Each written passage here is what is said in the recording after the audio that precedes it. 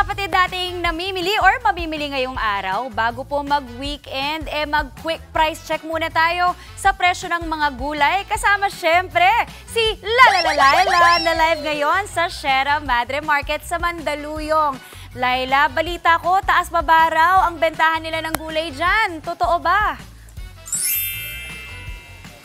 Ay, nako, totoo ka dyan, Tita Maui. Good morning sa inyo at good morning mga kapatid. Ako, namili na ako ng talbos ng kamote. Masarap tong ilaga or igigisa ko mamaya. O, di ba? For your daily dose of your gulay. O, hindi ba? Bonggang-bongga. Ito nga pala si Harold, mag-iisda dito. Hindi niya alam yung mga pangalan ng isda. Ito naman si Ate Nora. Siya talaga superstar dito sa gulayan na to. Okay, so mag-rundown muna tayo ng presyuhan ng gulay dito sa Sierra Madre Market in Mandaluyong.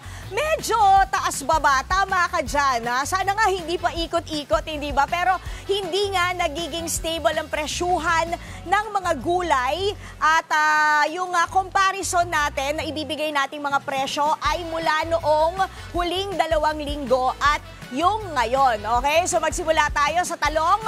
From 140 pesos, from 200 pesos dati, ngayon bumaba siya ng 60 pesos, 140 pesos na lang siya kada kilo.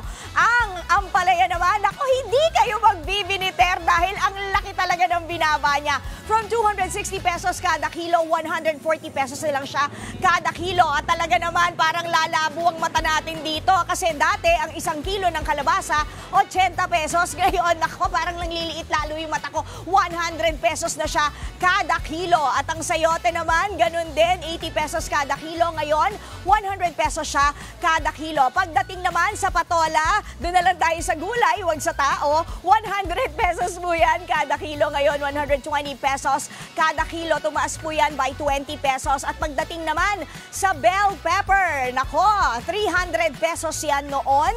Ngayon, 350 pesos po siya. Pagdating naman sa kamatis, nako, makakapagsarsado tayo, mga Mars. Kasi naman, 200 pesos kada kilo yan. 2 weeks ago, ngayon, 160 pesos na lang siya kada kilo. At pagdating naman sa Baguio beans, ay nako, medyo titipid-tipid din natin yan sa paglalagay ng pansit at saka sa chop suey kasi nga 160 pesos yan 2 weeks ago kada kilo. Ngayon, 200 pesos yan kada kilo. Pagdating naman sa repolyo, same, 120 pesos yan kada kilo. Ang sili naman, ayan ha, yung kulay green o yung pinanglalagay sa sinigang. Dati, 200 to 250 pesos yan kada kilo. Ngayon, naglalaro siya sa paano ng sinigang? Oh my gosh! 300 hanggang 400 pesos kada kilo. Pero syempre, hindi ba tayo uubos, di ba, ng 1 kilo para sa sili. Pero sa yung mga dynamite natin, say goodbye muna. Ayan, kasi nga medyo mahal. Pagdating naman sa okra, 120 pesos yan kada kilo. Noon, ngayon, tumaas siya by 60 pesos. 180 pesos po yan kada kilo. At ang broccoli, ayan, 350 pesos. 2 weeks ago, bumaba siya ng 300 pesos kada kilo. O Harold, iwan muna kita dyan, mag-aral ka ng mga isda mo, ha? Punta tayo dito. Ayan, kausapin natin si Eric Kahilig, ang isa sa mga nagtitinda dito sa mga stalls ng Sierra Madre Market, Mandaluyong. Eric Kahilig, yes, ikaw ba mahilig sa gulay? Yes naman, ma'am, Kaya ka nagtitinda ng gulay. O Eric, bakit taas baba? Ano ba yung nagiging problema? Siguro sa pagtaas sa baba ng mga gulay depende sa bagyo na rin natin. At saka yung mga sa ating mga tawag dito. Ano, sige, kaya mo yan. Kaya mo yan, huwag kang kakabahan. Gusto mo kiss kita? Ay, sa bagyo po. Dahil sa bagyo. Parang ayaw mo kasi baka iba gusto mo ikis.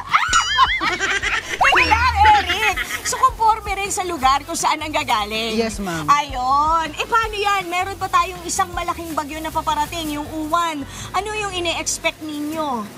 Maggagalaw na naman ba ang presyuhan sa tingin mo?